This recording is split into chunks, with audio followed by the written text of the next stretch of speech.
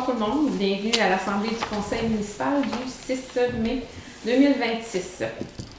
Alors, nous avons quorum. Je vais vous faire la lecture de l'ordre du jour. Point 1, adoption de l'ordre du jour. 2, adoption des procès-verbaux du 15 avril 2026 et du 23 avril 2026. 3, administration générale et gestion financière. 3.1, acceptation des dépenses. 3.2, fonds de visibilité éolien Northland Power. 3.3, fonds de visibilité éolien Inergex. 4.0, voirie et hygiène du milieu. Achat d'une machine de nettoyage de canalisation. 5, urbanisme et développement. 5.1, émission d'adresse civique, Nouvelle rue, le chemin des ravages. 5.2, lettre de soutien pour la Société de développement de l'Est. 5.3, ajout de modification de zonage sur GoNet. 5.4, modification au règlement de zonage. 6.0, sécurité civile et publique. 7, loisirs vie communautaire. 8, demande et correspondance. 8.1, commandite de la Pointe-Sec. 9, rapport des représentants municipaux et 10, période de questions et 11, levée de l'Assemblée. Alors, j'aimerais savoir qui en fait la proposition. Jean-Claude Brun, pour. Et tu es pour? Oui, je suis pour. Mon Dieu, j'oublie l'autre. Pour. Je suis pour. À l'unanimité. Alors, 2.0, adoption des procès-verbaux. Alors, 2.1, adoption du procès-verbal de la séance ordinaire du 15 avril 2026. Alors, considérant que tous les membres du Conseil déclarent avoir lu le procès-verbal de la séance ordinaire du 15 avril 2026, en conséquence, il est proposé que le procès-verbal soit adopté tel que rédigé. Qui en fait la proposition? Jessie? Pour. Pour. Pour. À l'unanimité. 2.2. Adoption du procès-verbal de la séance du 23 avril 2026. Alors, considérant que tous les membres du Conseil déclarent avoir lu le procès-verbal de la rencontre du 23 avril 2026, en conséquence, il est proposé que le procès-verbal soit adopté tel que rédigé. Qui en fait la proposition? Moi, Élise. Parfait. Pour. Pour. À l'unanimité. 3.0, administration générale et gestion financière. 3.1, acceptation des dépenses. Alors, considérant que les dépenses ont été présentées aux membres du Conseil lors de la préséance, considérant que le greffier trésorier certifie que la municipalité dispose des crédits suffisants pour les dépenses acceptées dans la présente résolution, en conséquence, il est proposé que le Conseil municipal approuve les listes de dépenses suivantes. Des comptes à payer pour un total général de 120 627,55 $, des paiements par dépôt direct pour un total général de 29 863,55 $, et des comptes à payer pour un total général de 58 809,22 $. Alors, qui en fait la proposition? Oh, c'est moi qui vais faire la proposition. Excusez, j'étais dans l'une. C'est moi qui propose. Vous proposez, ma chère? Pour. Pour. À l'unanimité. 3.2.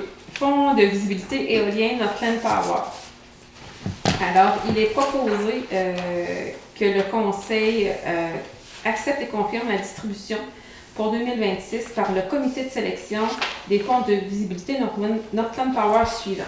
C'est qu'il y a un comité qui s'occupe de ces argents-là suite aux demandes qui sont faites. C'est vraiment fait on appelle à tous, en tout cas à tous les organismes qui pourraient en avoir besoin. Ce comité-là se penche sur les demandes et distribue l'argent qui est disponible dans le fonds Northland Power. Alors, les résultats de cette année sont pour Animation Jeunesse Haute-Gaspésie, un montant de 300 $ pour une sortie du camp de jour en autobus, pour payer l'autobus finalement. L'association Chasse et Pêche de Mont-Louis, un montant de 300 $ pour leur souper annuel de chasse et pêche. La Fabrique de Mont-Louis, un montant de 150 $ pour leur spectacle annuel. Parc et Mer Mont-Louis, 300 $ pour un festin pour tous à Parc et Mer. C'est une activité qu'ils font depuis quelques années, je crois, au moins 2 ans. Le Club Quad, les Deux Phares, un montant de 200 $ pour l'ouverture de la saison et le 25e anniversaire. Le Plateau Club de jeu, un montant de 300 $ pour les activités mercredi-jeu. La maison L'Essentiel, un montant de 300 $ pour la fête du voisinage. Et la résidence Saint-Maxime, un montant de 150 $ pour un party d'automne. La partie 2 de ces demandes-là, qui sont des montants un peu plus élevés. L'animation Jeunesse Haute-Gaspésie, un montant de 3 895 $ pour un milieu de vie en plein air. La machine à trucs, 628 $ et 70 sous pour le Festival gaspésien de contes et légendes. L'association Chasse et pêche de Mont-Louis, 2 000 $ pour la réfection du chemin d'accès au lac Mont-Louis. La fabrique de Mont-Louis, un montant de 5 000 $ pour l'amélioration locative, et ça, c'est conditionnel justement à une vente ultérieure à la municipalité ou un organisme. Télésoleil, 1536 et 52 pour le retour du bingo sur les ondes de Télésoleil. L'association Chasse et pêche de Gros-Morne, 2500 $ pour une voie piétonne de la Mélodie des Chutes. C'est cute. Comment? Je veux dire, c'est cute comme nom. La résidence Saint-Maxime, un montant de 5 000 $ pour l'achat d'une génératrice au propane. Et ça aussi, c'est conditionnel à ce qu'ils trouvent l'argent pour acheter tout, pour payer complètement la génératrice. L'Association des pompiers volontaires, 2 109 $ et 79 pour l'achat d'une civière de sauvetage et des cordages nautiques. La maison L'Essentiel, un montant de 5 000 $ pour l'acquisition d'une graveuse laser pour le Fab Lab. Et Splash Mont-Louis, 5 000 $ pour un filet de pickleball. C'est conditionnel aussi à la réalisation du terrain. Fait que, qui en fait la proposition? Moi, je propose. Marie-Amélie. Jacques, qu'est-ce que tu es pour? Pour. Pour. Pour, à l'unanimité. 3.3, les fonds de visibilité éolien Énergex. C'est encore des montants d'argent qui sont distribués suite à des demandes. Alors, il est proposé que le Conseil accepte et confirme la distribution pour 2026 par le comité de sélection des fonds de visibilité Énergex suivantes. La machine à trucs, 150 $ pour la publicité et la promotion du Festival gaspésien des contes et légendes. Animation Jeunesse Haute-Gaspésie, 300 $ pour les samedis ski pour les 12-17 ans. Le Club Quad Les Deux Forts, 150 $ pour l'événement du 25e anniversaire. L'Association Chasse et pêche de Mont-Louis, 300 $ pour la partie de sucre communautaire. La Fabrique de Mont-Louis, 100 $ pour la présentation d'une activité culturelle. Le plateau Club de jeu, 100 $ pour les mercredis jeux. Parc Émère Mont-Louis, 300 $ pour la soirée chanson conviviale. Résidence Saint-Maxime, 100 $ pour un repas d'automne. La partie 2, qui sont des montants plus imposants. Télésoleil recevra 1 125 $ pour un trépied et un compresseur sonore. L'Association des pompiers de la caserne 40, 2 000 $ pour des lampes et sur-harnais flexibles. Animation Jeunesse Haute-Gaspésie, 2 000 $ pour de l'équipement de plein air pour le camp de jour. Chasse et pêche Gros-Morne, 2 000 $ pour des voies piétonnes à la Mélodie des Chutes. Fabrique de Mont-Louis, 1 200 $ pour la fabrication d'un mur rigide. Splash, 2 000 $ pour un lieu de rassemblement. Maison L'Essentiel, 2 000 $ pour un rameur pour le gym, le square. Et la résidence Saint-Maxime, 2 000 $ pour la génératrice au propane, qui est toujours conditionnelle. Alors, qui en fait la proposition? Jessie? Pour. À l'unanimité. Le point 4, voirie et hygiène du milieu. 4.1, l'achat d'une machine de nettoyage de canalisation. Depuis quelques temps, en tout cas, puis ça va sûrement augmenter dans les prochaines années. Il y a souvent des racines d'arbres qui entrent dans nos tuyaux d'égout, dans la municipalité, ou les tuyaux qui vont vers vos maisons, puis ça ça fait des dégâts. Fait qu'on n'a pas l'équipement à la municipalité pour aller couper ces petites racines-là. Fait qu'on a décidé de faire l'achat d'une machine qui va servir pendant des années, puis qui va rendre service, puis qui va peut-être empêcher des bris, justement, de tuyaux, puis qui aurait des conséquences plus importantes. Alors, la proposition est la suivante. Il est proposé que le Conseil accepte l'achat d'une machine de nettoyage de canalisation dans le but de déboucher les conduites d'évacuation, les eaux usées et pluviales, et favoriser le passage de la caméra d'inspection au montant avant taxe et affecté à la dépense au fonds Énergex. Qui en fait la proposition? Propose. Pour. Sabrina. Pour. J'avais juste une question avant. Est-ce qu'il fallait spécifier le montant parce que... On pourrait le spécifier. Parce que c'est marqué Ouais. au montant avant taxe Ouais. de... Ça dépend du modèle. On avait pris le modèle qui était 1665 $. 1665 $.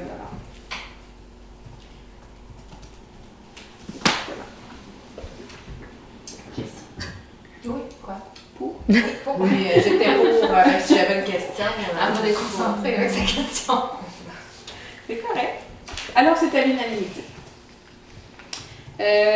Point 5, urbanisme et développement. 5.1, émission d'adresse civique sur le chemin des ravages. Le chemin des ravages, c'est un chemin qui est privé. Pour se situer, c'est dans le fond de la rivière ou la pépinière Des pionniers. des pionniers. Puis, il y aura la période des questions un peu plus tard.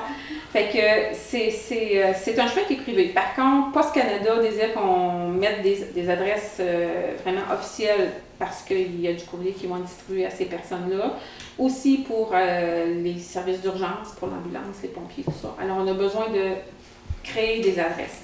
Alors, la proposition va comme suit. Considérant que le processus d'officialisation du chemin des ravages, chemin situé à proximité du 350 rue de l'Église à Mont-Louis, est maintenant complété. Considérant que plusieurs immeubles résidentiels sont situés le long du chemin des ravages et qu'il est nécessaire de leur attribuer des adresses civiques distinctes, considérant que l'attribution d'adresses civiques officielles permet d'assurer une identification claire des immeubles, notamment pour les services d'urgence, les services municipaux et les services de livraison, considérant que Poste Canada exige une résolution officielle du Conseil municipal confirmant la création et la reconnaissance de nouvelles adresses civiques sur une nouvelle voie de circulation afin d'assurer leur enregistrement dans la base de données nationale de livraison. En conséquence, il est proposé que le Conseil municipal approuve les adresses suivantes. L'adresse de Alix Fournier, 6 Chemin des Ravages, l'adresse de Yann Levasseur, 5 Chemin des Ravages, le collectif La Petite Ours, 9 Chemin des Ravages. Alors, qui en fait la proposition? Moi, Sabrina. Pour. Pour, évidemment. Pour.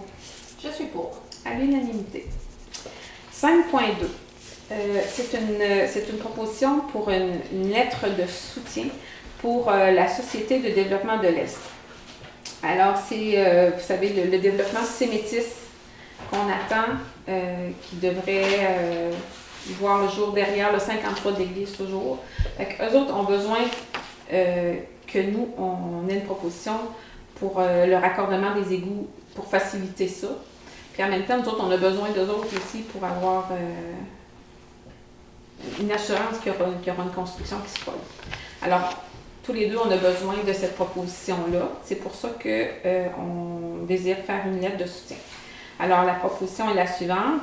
Considérant que la crise du logement abordable affecte directement le territoire de la municipalité de Saint-Maxime-du-Mont-Louis et limite la capacité d'attraction et de rétention de la population et de la main-d'œuvre locale, considérant que la Société de développement de l'Est, en collaboration avec Sémétis, propose de réaliser un projet de 12 logements abordables financé par la Société d'habitation du Québec et Maison Canada.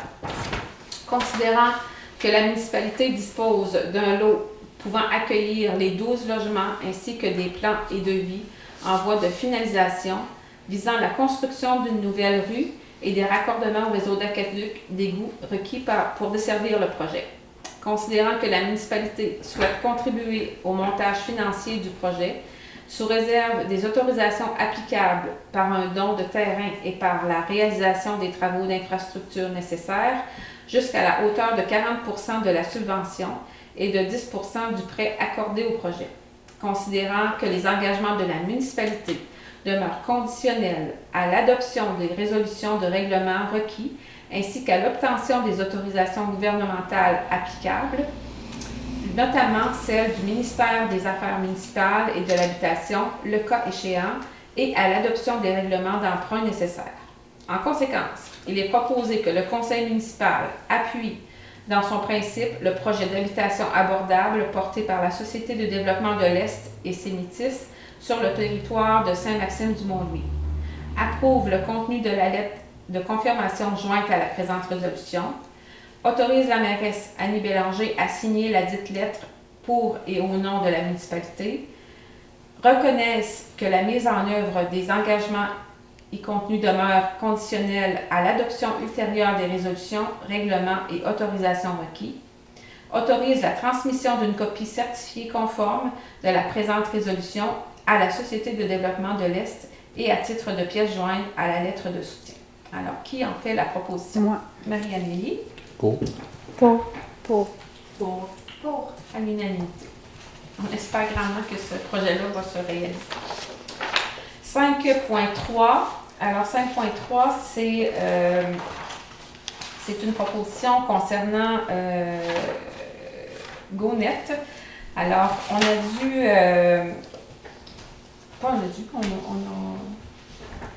on a voulu rendre plus accessible GoAzimut. Vous savez, quand vous allez sur GoAzimut, vous pouvez trouver vos maisons, vos adresses, beaucoup de renseignements. Mais on n'avait pas c'était pas possible d'avoir le zonage dans lequel se trouvait votre maison ou l'immeuble que vous cherchez. Alors, pour que ça soit en vigueur sur le GoAzimut, il faut faire une dépense pour l'autoriser. Alors, on a une proposition qui dit que, considérant que le conseil municipal a adopté un premier projet de règlement numéro 344-2026 qui sera soumis à une consultation publique le 6 mai, qui a été considérant que l'intégration d'une modification de zonage sur GoNet réservé entraîne une dépense de 740 $ taxes en su, il est proposé que le conseil accepte la dépense de 740 $ taxes en su liée à l'intégration d'une modification du zonage de GoNet réservé et qu'elle soit imputée au fonds de fonctionnement. Alors, qui en fait la proposition? Moi, Sabrina. Sabrina. Pour. Madame Lily? Oui, je suis pour. Pour. À l'unanimité. Alors, pour le prochain point, je demanderai à la conseillère Sabrina Roy de quitter. Ah oui, excusez, on est déjà rendu là. Mon Dieu, c'est efficace. Pour C'est place, là. apparence de conflit d'intérêt. On peut se faire revenir un peu plus tard. Alors, on est rendu au point 5.4. L'adoption du règlement numéro 344-2026, la modification du règlement du zonage. Alors, il y a eu une consultation publique. Il y a eu d'abord un avis de motion, il y a eu un règlement qui a été proposé, une consultation publique qui s'est terminée à 7 heures. Il n'y a pas eu d'opposition au règlement. Alors, nous devons faire une deuxième lecture de ce règlement-là qui sera aussi approuvé par la MRC par la suite. Alors, le règlement se lit comme suit. Attendu qu'un avis de motion du présent règlement a été dûment donné lors d'une séance du conseil municipal et que le projet de règlement a été déposé séance tenante, attendu que tous les membres du conseil présent déclarent avoir pris connaissance du projet de règlement et renoncent à sa lecture. En conséquence, il est proposé que le conseil municipal adopte le premier projet de règlement numéro 344-2026, modifiant le règlement de zonage numéro 325-2024 afin de créer la zone EAF 74. Alors, qui en fait la proposition? Marie-Amélie. Pour. Je suis pour. À l'unanimité. Ensuite, ça nous mène au point 6, 7, 8 et 6 et 7, il n'y a pas de point, c'est-à-dire 8. Alors, demande et correspondance. Alors, nous avons eu une demande de commandite de la Pointe-Sec C'est une demande qui est récurrente depuis quelques années. Alors, la proposition va comme suit. Il est proposé que le Conseil accepte de commanditer l'ensemble de la programmation de la Pointe Sec pour un montant de 3 000 aux mêmes conditions que l'an dernier. En contrepartie, le logo de la municipalité sera affiché dans la salle de spectacle. La Pointe Sec, c'est une entité qui est importante, je vais dire ça comme ça, une entité, pour la municipalité, pour les retombées, pour la visibilité. Alors, puis, je pense que ça nous est redonné autrement, ce 3 000 $-là, par les dépenses que les gens en font, par la visibilité qu'on a aussi. Alors, qui en fait la proposition? Moi. Élise. Pour. Je suis pour. À l'unanimité. Alors, on peut faire encore une ça. Ça nous mène au rapport des représentants municipaux. Alors, Marie-Amélie, tu avais quelque chose à nous dire? Oui, le 21 avril, on a eu notre première rencontre du comité CCU pour justement parler du projet de zonage. Parfait. Élise. C'était juste pour vous mentionner que cette semaine, c'est la semaine de la santé mentale, donc du 4 au 10 mai. Vous pouvez aller sur le site de l'Association canadienne pour la santé mentale. Il y a beaucoup de belles boîtes à outils, il y a plein de renseignements. Si des fois vous avez des gens autour de vous qui filment moyen ou qui ont des petits problèmes, des fois c'est important d'aller s'outiller pour pouvoir les accompagner. Puis ils peuvent aussi se référer ou se laisser ici à Mont-Louis. Donc c'était ça mon petit point. Merci beaucoup. Sabrina. Oui, bien moi j'ai rencontré la semaine passée la direction de la santé publique de la Gaspésie et l'unité, le URLS, donc l'unité régionale de loisirs et sports. Et j'ai appris plein de choses. Je ne savais pas à quel point les loisirs étaient importants, on le sait, mais je ne savais pas tout ce que ça comprenait. Ça comprend les parcs, le bénévolat, ça comprend plein de choses. Puis il y a des belles subventions disponibles pour développer des projets en lien avec les loisirs. Fait qu'on va essayer de travailler là-dessus au courant des prochaines semaines pour développer des projets excitants pour la municipalité. À suivre. Merci beaucoup. Ça nous mène au point 10, période de questions. Fait qu'il y a le micro qui est là. Je vous invite à vous rendre au micro, vous nommer et poser vos questions. Normalement, selon le règlement, la période de questions dure 15 minutes. Fait que...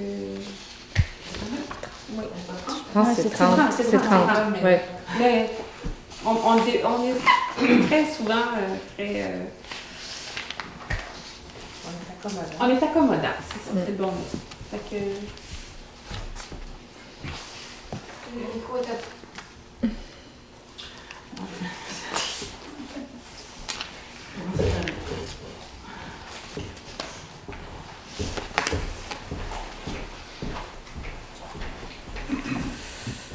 Suzanne Fournier. Ma question concerne la protection des berges. On vous a entendu, Madame la mairesse, à Radio-Canada, concernant un enrochement, une résolution qui devait être prise.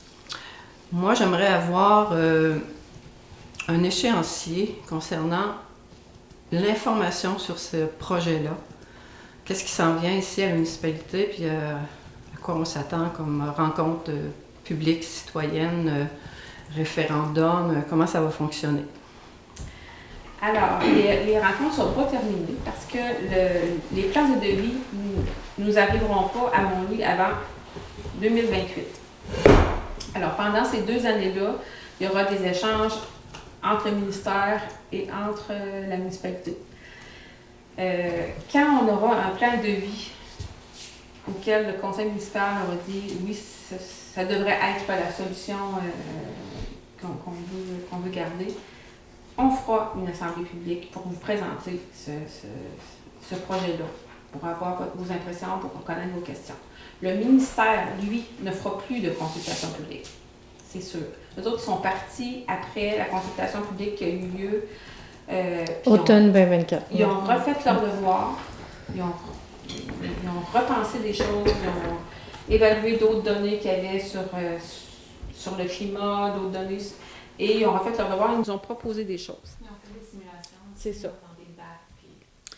Et là, ils sont partis encore faire des devoirs. et ils vont nous présenter. Il y aura des allers-retours comme ça entre le ministère et la municipalité pendant cette année et demie-là, jusqu'en 2028. Ils ne s'attendent pas d'avoir terminé. Ils vont nous proposer quelque chose en 2028. Quelque chose de concret, puis c'est sûr qu'on ne signera rien tant qu'il n'y aura pas une proposition qui sera il n'y a rien qui sera réalisé tant que la population ne sera pas mise au courant. Mais en fait, c'est une séance d'information qu'on va devoir Ouais, faire après les rencontres. Ouais. Là, avec, Pardon? Excuse. je disais que c'est une séance d'information. Une fois qu'ils vont nous avoir livré les plans de devis, nous, on va pouvoir vous rencontrer pour vous présenter le projet, faire une séance d'information à la population. Non, ça ne sera pas une consultation, ça va être une séance d'information. Ouais. La résolution, elle arrive quand dans ce processus-là? Parce que là, on a entendu dire Oui. qu'eux, il leur fallait une résolution Ouais. comme quoi la municipalité avait vraiment décidé que ça serait un enrochement, donc il fallait, pour les orienter, pour dire on se penche là-dessus, il faut une résolution. Oui. Oui, cette résolution-là va arriver quand même assez rapidement parce qu'on veut qu'ils aillent le l'avant avec leur plan et devis, là. Fait que probablement à la prochaine ou au cours de l'été, il y aura une résolution qui sera écrite par rapport à ça. Vous attendez des informations On de attend, leur part pour passer la résolution? Pour avoir plus on attend d'informations? encore des échanges. On attend encore des échanges. Qu'est-ce qui s'est passé entre automne 2024, où on a refusé, le conseil a refusé la recharge de plage, et la possibilité d'un enrochement et une résolution? Qu'est-ce qui a fait que on s'en va pour l'enrochement? En fait, c'est que suite, vous vous souvenez sûrement, vous étiez là probablement Oui. à la consultation publique. C'était une consultation qui était houleuse, je vais la qualifier comme ça. Les personnes sont reparties refaire leur devoir. Fait que la recharge de plage, c'était pas quelque chose qui faisait partie des solutions lors de cette soirée-là. Ils ont refait leur devoir, puis l'enrochement aussi, les gens n'étaient pas vraiment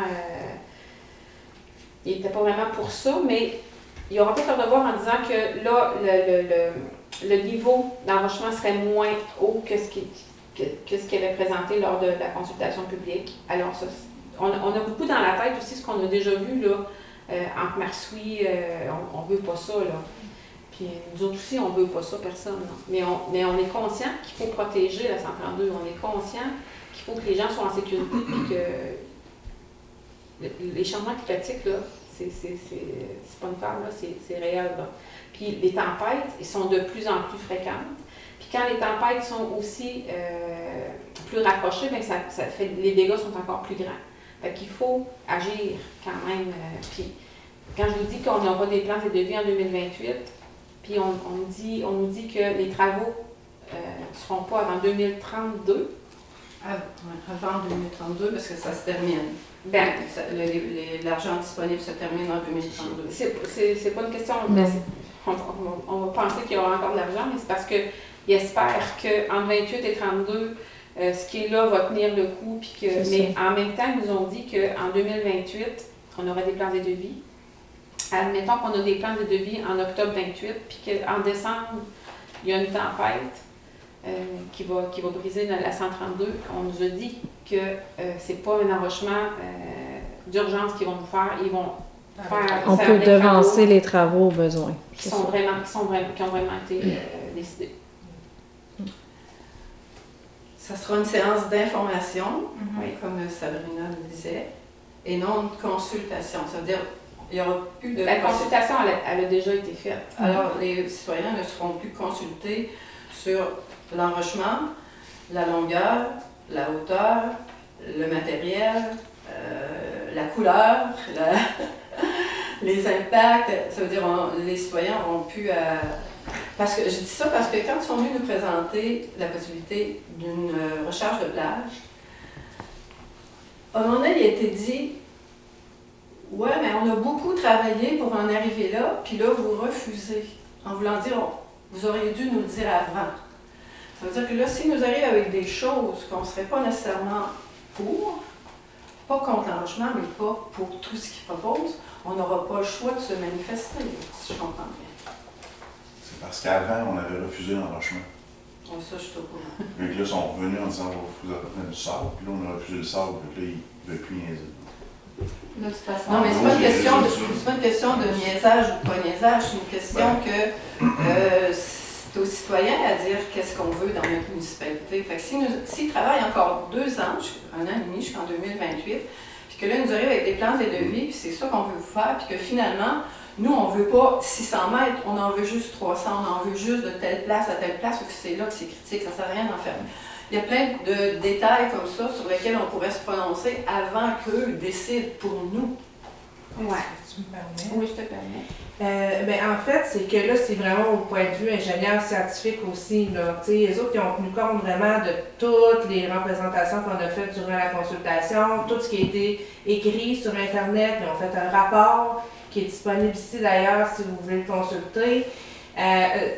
Les autres, pour faire un enrochement, bien, pour vraiment faire que ça soit sécuritaire et vraiment aménageable aussi pour qu'on se fasse beau, pour nous autres aussi, ce qu'on veut faire, ils n'ont peut-être pas le choix de mettre un peu plus de quelques mètres à chaque embout, là, parce que ça aurait peut-être été plus petit si ça avait été la recharge de plage, mais là, si on veut quelque chose qui est mieux pour la visibilité, qu'on conserve notre plage, on n'a peut-être pas le choix de mettre quelques mètres de plus, là.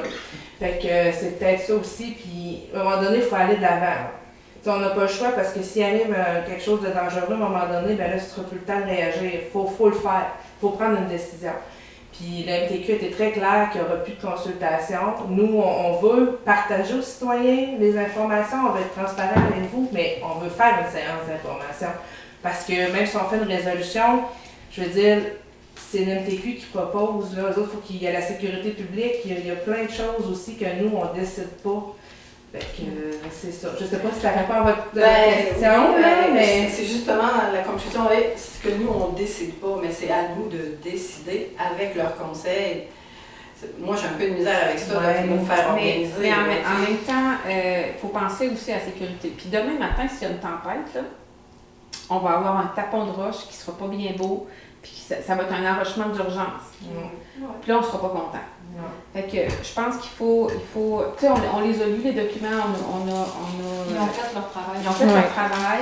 Il faut vraiment faire quelque chose. Puis si on fait encore une consultation publique, tu sais, il y en a déjà eu une, là. Puis on veut ce qu'il y a de mieux, là. Tout le monde ici, là, va avoir la plus belle plage du monde. Puis c'est ça aussi. Mais si on fait notre consultation publique, puis que là, ça va être en 2034, le plan de vie, à un moment donné, on va avoir une tempête, puis on va avoir un temps. Parce que ça fait déjà 10 ans. Le problème, c'est que la population, c'est tellement long au MTQ que la population change entre chaque consultation qu'ils font. C'est plus le même monde. Non, c'est ça. C'est Mon souhait, la mon choix recherche dans d'âge a été complètement mis de côté C'est parce ça. que ça ne fonctionne pas dans les simulations qu'on fait. C'est vraiment pas gagnant après avoir fait des simulations. Puis c'était étudié, il y a eu des ingénieurs, il y a eu du monde qui sont venus mesurer à tous les ans. Ils viennent vraiment fréquemment. Vraiment, venez lire le rapport, c'est vraiment intéressant, puis ça explique beaucoup de choses. Puis la Ça vous recherche, aide à comprendre pourquoi que c'est l'option la plus viable. la recherche de plage aussi implique qu'on ne peut pas utiliser notre plage pendant la première année. Ah oui, ça. Puis qu'à tous les 5 ans, il faut recommencer. redonner de l'argent pour... Non, je ne remets pas en question C'est une administration saine des finances publiques la aussi, recherche là, de faire un enrochement. C'est juste qu'ils peuvent nous arriver. Le beau, là, c'est relatif aussi. C'est différent. Mais là, on va y voir au beau. Ouais, c'est ça. C'est sûr qu'on va avoir un œil là-dessus. C'est l'image de la municipalité, là, la plage. Là. Fait que c'est sûr qu'on veut quelque chose de beau. Fait que la prochaine rencontre d'information pour la population, c'est Non, c'est pas. On ne sait pas encore. après les plans et devis, c'est ça? Mais quand on va être sûr dans les informations à transmettre, là. Alors ça peut être avant. Mais ça, on les a, mais on ne sait pas. Ça ira pas avant 2028. À moins d'une tempête.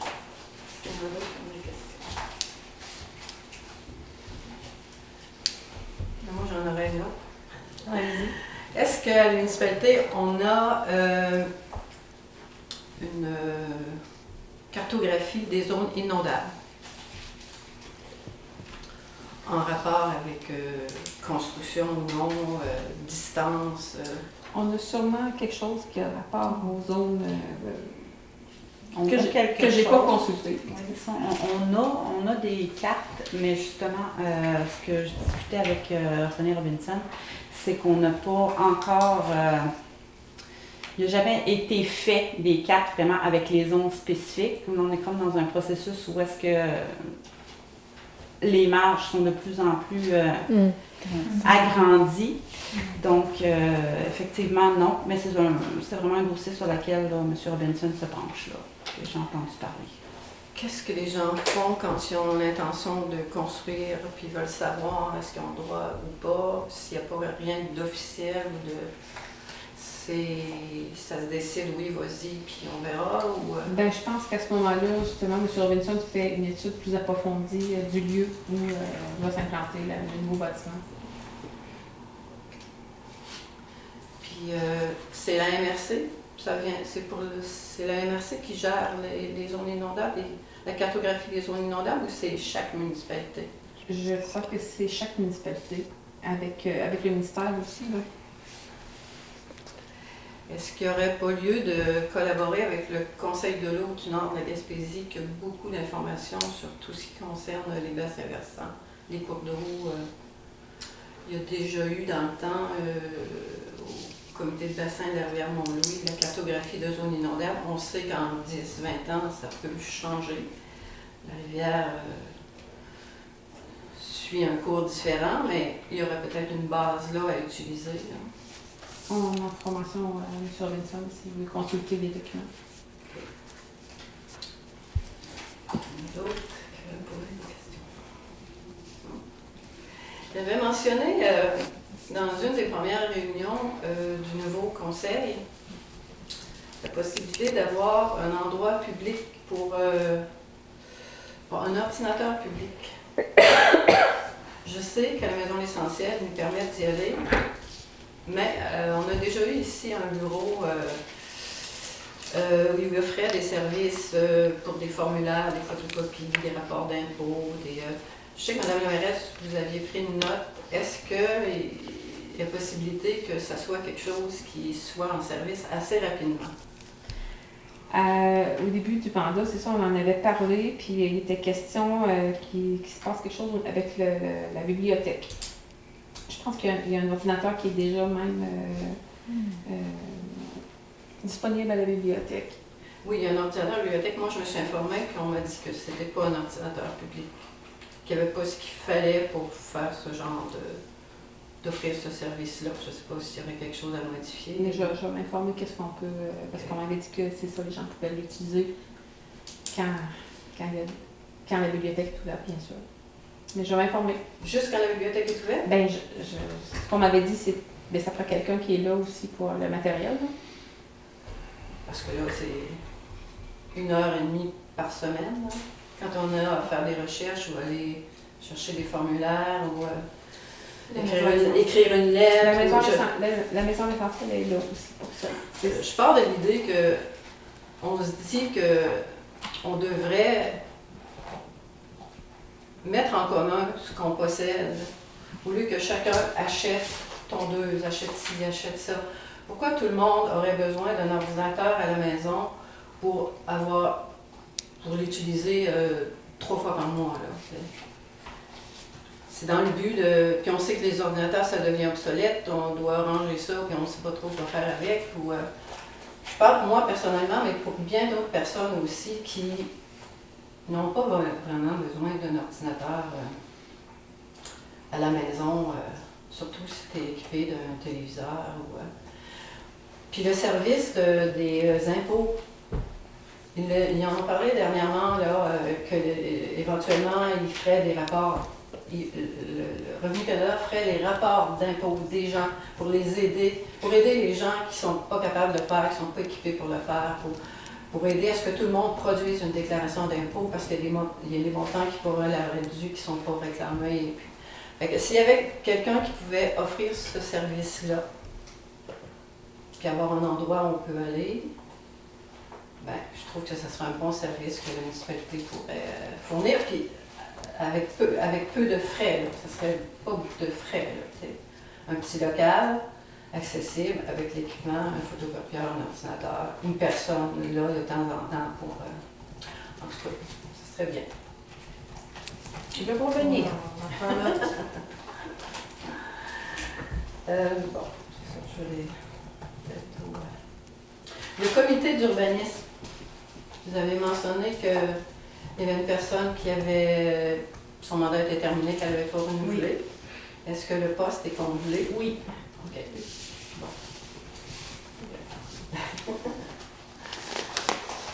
On va laisser la chance à l'autre de choses.